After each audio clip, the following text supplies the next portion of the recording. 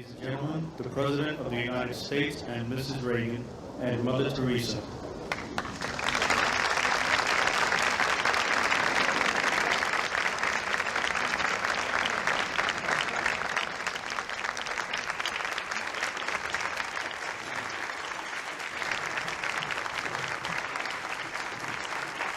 That applause is for you, not me.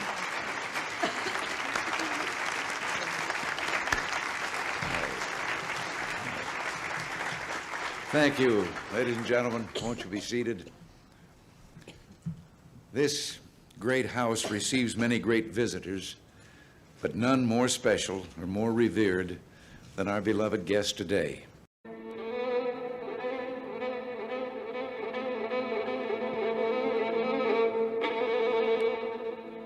All over this unhappy globe, there are heroic volunteers putting up a selfless battle on behalf of the wretched of the earth. But only one of these is considered to have invisible means of support, to be nothing less than a saint. What makes Teresa of Calcutta so divine? Among all of you who have made this pilgrimage to Knock this afternoon, we are privileged to have with us as a special guest at this Mass a pilgrim who has come from afar, a woman whose worldwide symbol for goodness and holiness. Not many claims made by the Irish clergy are widely or uncritically accepted, even in Ireland. But the saintliness of an Albanian nun named Agnes Boiaciu is a proposition that's accepted by many who are not even believers. Mother Teresa herself receives extravagant adulation as no more than her due. Of all the women in recent history, no one has captured the public imagination like Teresa of Calcutta. I'm not being facetious, and I'm certainly making no comparison when I say that no woman has made such an impact here since Our Lady herself appeared in 1879. So how did this auction of hyperbole and credulity get started? In that year of grace, 1969, the scrupulously neutral and objective British Broadcasting Corporation permitted that old fraud and mountebank Malcolm Muggeridge to pay a devotional visit to the Calcutta Shrine. Well, Teresa, after I met you in London, really the only thing I wanted to do is to come and see you in your work here. Now I've seen it. And of course it's a shining light. Muggeridge became persuaded that he and his team had become the divinely appointed instruments of what he claimed was the first television miracle. During Something Beautiful for God, there was an episode where we were taken to a building that Mother Teresa called the House of the Dying. And Peter Schaefer, the director, said, well, it's very dark in here. Do you think we can get anything? And we had just taken delivery at the BBC of some new film made by Kodak, which we hadn't had time to test before we left. So I said to Peter, well, let's have a go. So we shot it. And when we got back several weeks later, a month or two later, we're sitting in the Rushes Theatre at Ealing Studios, and eventually up came the shots of the House of the Dying. And it was surprising. You could see every detail. And I said, that's amazing, that's extraordinary. And I was going to go on to say, 3 cheers for Kodak.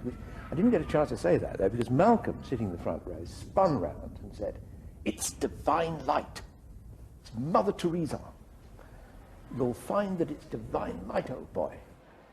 And 3 or 4 days later, I found I was being phoned by journalists from London newspapers who were saying things like, we hear you've just come back from India with Malcolm Muggeridge, and you were the witness of a miracle.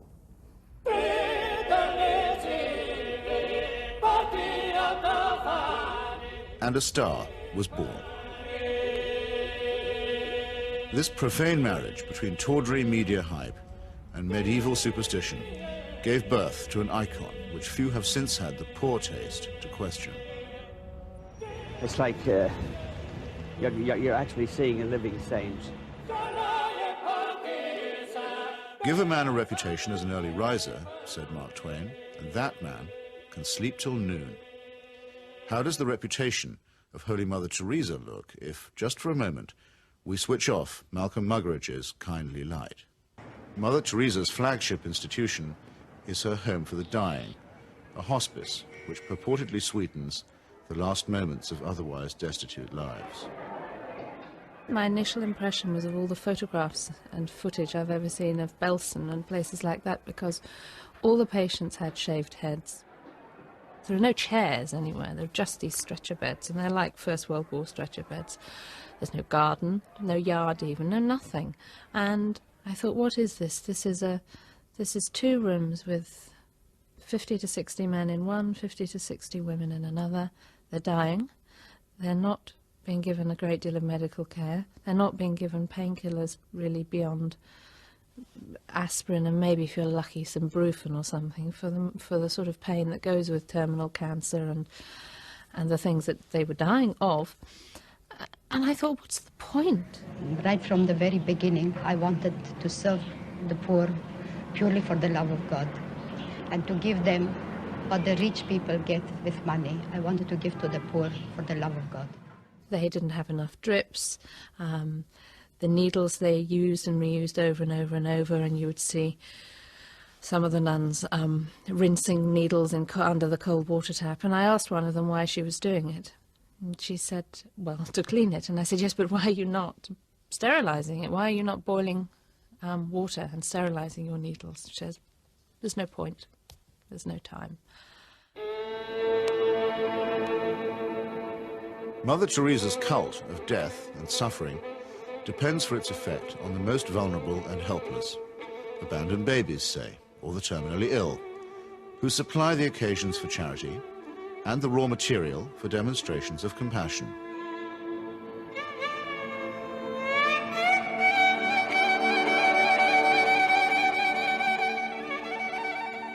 The first day I was there, when I'd finished working in the women's ward, I went and waited on the edge of the men's ward for my boyfriend, who was looking after a boy of 15 who was dying. And an American doctor told me that she had been trying to treat this boy and that he had a really relatively simple kidney complaint that had simply got worse and worse and worse because he hadn't had antibiotics, and he actually needed an operation. I don't recall what the problem was. She did tell me. And she was so angry, but also very resigned, which so many people become in that situation. She said, well, they won't take him to hospital. And I said, why? All you have to do is get a cab, take him to the nearest hospital, demand that he has treatment, get him an operation. She said, they don't do it. They won't do it. If they do it for one, they do it for everybody. And I thought, but this kid's 15. I ventured on my own pilgrimage to the Missionaries of Charity in Calcutta in early 1980. Who could fail to be touched by the work of the orphanage? Not I. As we stood by the tiny cots, she turned and said, this is how we fight abortion and contraception in Calcutta. The greatest destroyer of peace today is the cry of the innocent, unborn child. If a mother can murder her own child in her own womb, what is left for you and for me to kill each other? Let us promise Our Lady, who loves Ireland so much, that we will never allow in this country a single abortion.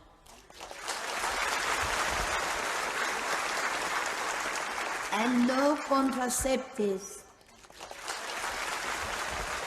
When she came to London in 1988, ostensibly as an advocate for the homeless, she bent the ear of the Iron Lady and sought to steer her to the support of a bill limiting abortion. The sponsors of that bill, who arranged the meeting, were in no doubt that her intervention was political. The rich world has a poor conscience. It wants, in fact it needs, to think that someone, somewhere, is doing something about the third world. And the Mother Teresa myth ministers to this desire. Here is a Western woman who has forsaken her life, albeit whatever life she might have had in Albania, you know, for sacrifice herself for the people of the third world. It makes the West feel better, you know. This is one of us again, once again rescuing the third world. The Great White Hope in this iconography takes on the big black hole. And the rewards are by no means all in heaven.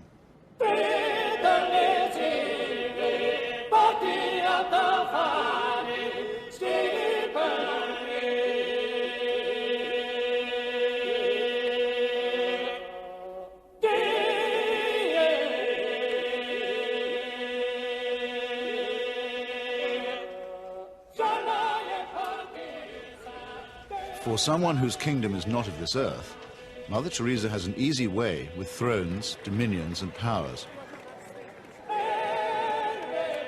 Why do the rulers of this sinful and selfish world find her so awfully congenial? Is it because she returns the compliment? She may or may not comfort the afflicted, but she has certainly never been known to afflict the comfortable. Some people, see her here, posing with Ron and Nancy. in the truest sense, citizens of the world. Mother Teresa is. The very hand that bestowed the Medal of Freedom on Mother Teresa armed and paid the death squads of Central America. Accepting the award, with her customary modesty, on behalf of all the world's poor, she croaked, "I never realized that you loved the people so tenderly." I must say, I hadn't noticed that either. Reagan's proxies murdered, among many others, 4 American nuns and the Catholic Archbishop of San Salvador at the very moment that he was celebrating Mass. But, visiting the slaughterhouse states of the region during that period, Mother Teresa found nothing untoward. Everything was peaceful in the parts of the country we visited, she claimed, after touring the killing fields of Guatemala, adding for good measure, "I do not get involved in that sort of politics."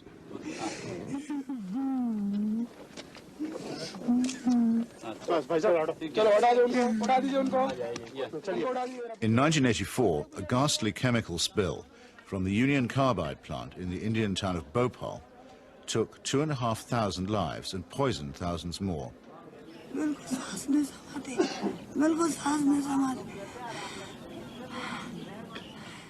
This was an act not of God, but of a negligent multinational corporation. Mother Teresa's advice to the angry victims? Forgive. Forgive.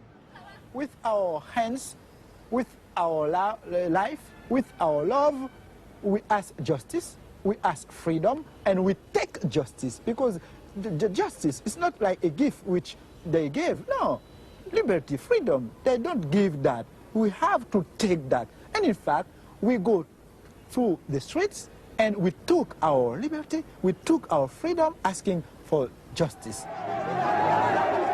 The Roman Catholic hierarchy has never forgiven Father Aristide, the legally elected president of Haiti, whom it regards as a base heretic. For his efforts to chase the moneylenders from the temple, he was banished from his order and forbidden to serve Mass.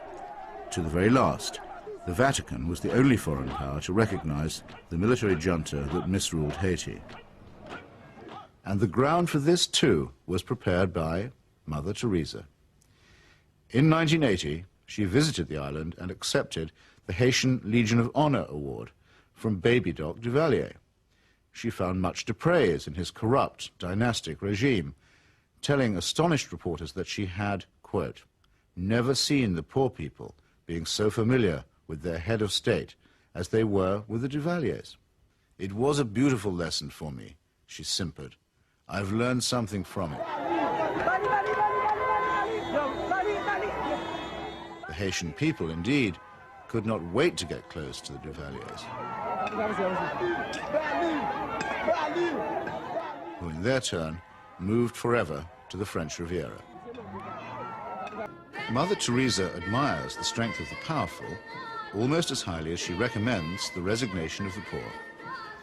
When she visited her motherland of Albania, the Albanian authorities had proclaimed the world's first officially atheist state.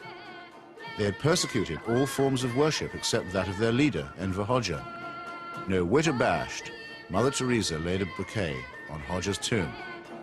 Not content with honoring a Stalinist murderer and despot, she also bestowed a wreath on the monument of Greater Albania, a cause that was once smiled upon by Pope Pius IX and his friend, Benito Mussolini.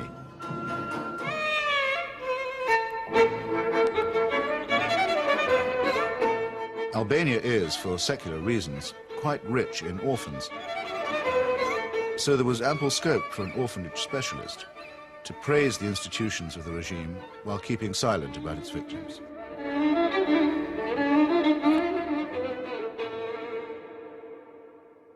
If it sometimes seems that the Saint of Calcutta is never actually in Calcutta at all, this may be because she operates more as the roving ambassador of a highly politicized papacy.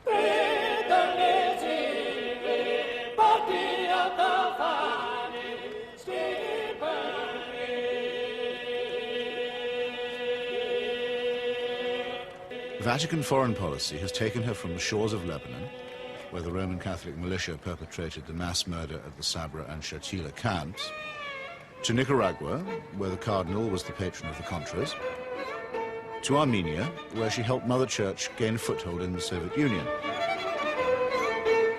In return, the present Pope is known to have placed her on the fast track for canonization.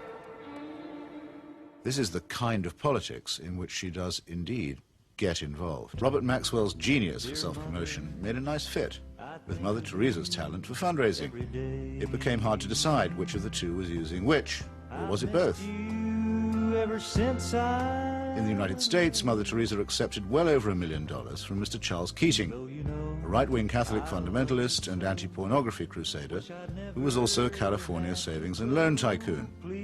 Mr. Keating's problem was that he was using other people's money. He's now behind bars after the greatest scandal in American financial history. But while he was flying high, Mother Teresa flew right along with him. She got the use of his private plane. He got a personalized Mother Teresa crucifix, which he used to store up treasure on earth. Let's get him out of here. Why should the missionaries of charity have such a special vocation for work among the rich? And does Mother Teresa pick frauds because they need her help more than the honest billionaires? It's not a question that she's ever answered, but then, in the prevailing atmosphere of piety and adoration, it's not a question that she's ever been asked. The Teresa cult is now a missionary multinational, with annual turnover in the tens of millions. If concentrated in Calcutta, that could certainly support a large hospital, and perhaps even make a noticeable difference. But Mother Teresa has chosen instead to spread her franchise very thinly. To her, the convent and the catechism matter more than the clinic. Now we are in 105 countries and we have 500 convents all around the world, without counting India. Beautiful. Modesty, simplicity, humility. By these canonical keywords, we are taught that we may recognize saints. Yet Mother Teresa regards herself as mandated by heaven, which is hardly modest. She lends spiritual solace to dictators and to wealthy exploiters, which is scarcely the essence of simplicity. And she preaches surrender and prostration to the poor, which a truly humble person would barely have the nerve to do. When she speaks about private or public morality, opposing family planning, for example, or defining abortion as quite literally the greatest threat to world peace, she takes on the grim and tedious tones of the zealot and the fanatic.